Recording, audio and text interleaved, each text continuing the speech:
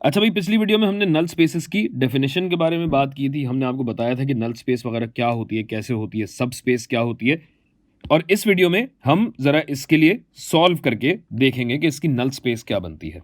अब हम ये जानते हैं कि भाई अगर सब स्पेस के हवाले से बात की जाए तो वो ये है कि अगर x1 x2 x3 x4 से इसको ज़रब दिया जाए, यानी मैट्रिक्स ए ज़रब वेक्टर x ज़रब वेक्टर x अगर किया जाए तो हमारा जवाब आना चाहिए ज़ीरो वेक्टर, यानी ये बराबर आना चाहिए 0 0 0 के। अब मैट्रिक्स ए की नल स्पेस को हम ऐसे डिफाइन करते हैं कि ये वो स्पेस है जहां वेक्टर x असल नंबर्स में पाया जाता हो और n यहाँ पे 4 है, लिहाजा ये r⁴ हो जाएगा। और इस स्पेस में दूसरी जो शर्त है वो ये है कि a ज़रब वेक्टर x बराबर होना चाहिए वेक्टर 0 के। तो ये सूरत हाल हम यहाँ देख सकते हैं। अब हमें बस ये नल स्पेस निकालनी है। तो पहले तो भाई इसे ज़रा हम ऑगमेंटेड शक्ल में लिख लेते हैं, यानी ये हो जाएगा x1 जमा x2 जमा x3 जमा x4 इसके लिए, पहली रो के लिए। दूसरी रो पे अगर आप आएंगे तो ये हो जाएगा x2 जमा 2x2 जमा 3x3 जमा 4x4, ये भी 0 के बराबर होना चाहिए, ये भी 0 के बराबर होगा। भाई तीसरी जो हमारी बनेगी वो बनेगी 4x4 जमा 3x2 जमा 3x4 जमा 2x4 जमा x4, ये भी बराबर होगा 0 के। तो अब इसको सॉल्व करने के लिए हमें क्या करना पड़ेगा, हमें रिड्यूस्ड रो एशेलॉन फॉर्म में इसकी शक्ल बदलनी पड़ेगी। जिसके लिए हम क्या करते हैं भाई, ये कहता है कि जनाब 1 1 1 1 1 2 3 4 और 4 3 2 1, ये 0 0 और 0। इसको ज़रा छोटा कर देते हैं, बहुत जगह घेर रहा है, फैलो मत ज़्यादा। अच्छा जी, तो अब क्या है, अब इसको रिड्यूस्ड रो एशेलॉन फॉर्म में अगर हमें कन्वर्ट करना है तो उसके लिए स्टेप 1 ये होता है।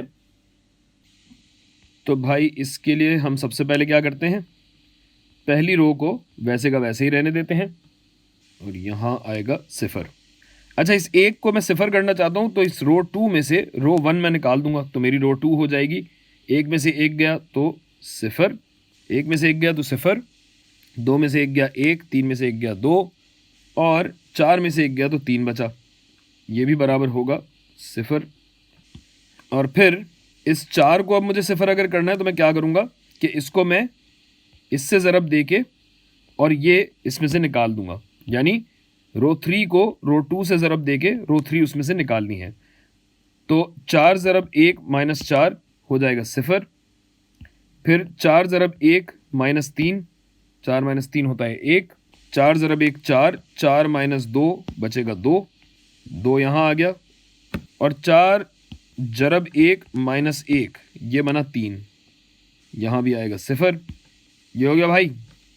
और अब मुझे चूंकि इन दोनों को 0 बनाना है तो उसके लिए मैं क्या करूँगा कि सबसे पहले जो मेरी पहली रो है उसमें से अगर मैं ये दूसरी रो निकाल दूं तो क्या होगा भाई, बीच वाली रो तो वैसी की वैसी रहेगी, 0 1 2 3 इत्थे आवेगा 0।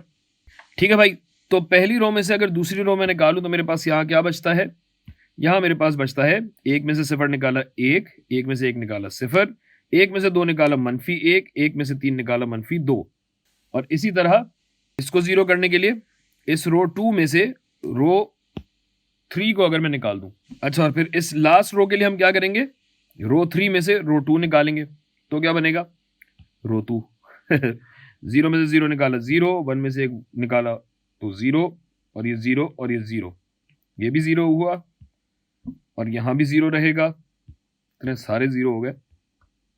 ये लीजिए, तो अब इसको अगर खोल के रख दिया जाए तो क्या बनेगा भाई, कि पहली रो के हिसाब से देखिए तो ये होगा x1, ये 0 है तो x2 तो कुछ भी नहीं होगा, जबकि -x3 -2x4 ये बराबर होगा 0 के। जबकि दूसरी रो को अगर आप देखें तो ये बन जाएगी 0x1, तो x1 है नहीं, मैं नहीं लिख रहा यहाँ पे, फिर हो जाएगा x1 plus 2x3 plus 3x4, और ये भी बराबर है 0 के।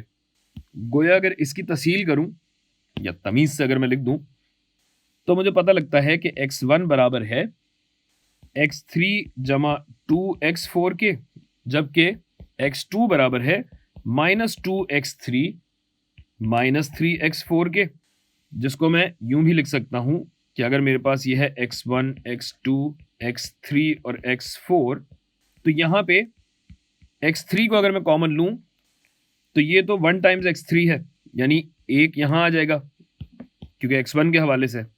ठीक है, ठीक है। और फिर x4 यहाँ 2 से ज़रब दिया जा रहा है, तो x4 के लिए भी अब मैं ये करूँगा, क्योंकि यहाँ x3 x4 अलग अलग है, तो इनको मैंने यहाँ कर दिया। ये सारी बातें आप समझते हैं।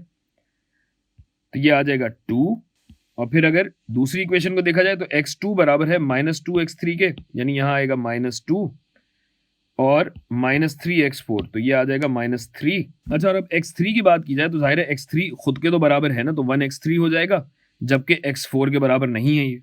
इसी तरह x4 के लिए 0x3 हो जाएगा और ये 1x4 होगा। तो अब ये देखिए कि x3 की बात कीजिए, x4 की बात कीजिए, ये तो स्केलर मल्टीपल होंगे ना, यानी ये कोई भी असल नंबर हो सकते हैं।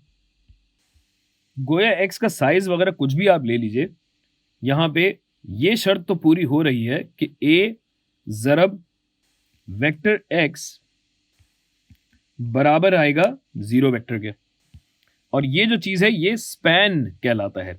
गोया हमारा जो नल वेक्टर है इस मैट्रिक्स A का, ये स्पैन है इस चीज का। किस चीज का? 1 -2 1 0 और 2 -3 0 1, इसका स्पैन हुआ। ये बात है बस।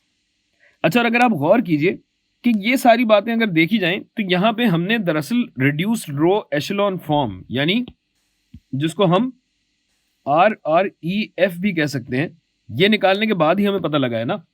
गोया इस A की अगर हम बात कर रहे हैं, गोया हम इसको ये भी लिख सकते हैं कि भाई ये जो नल स्पेस है ना, ये दरअसल रिड्यूस्ड रो एशेलॉन फॉर्म है मैट्रिक्स A की, जिसके तहत यही reduced row echelon form of matrix A जरब वेक्टर X है, जो कि 0 वेक्टर के बराबर होनी चाहिए।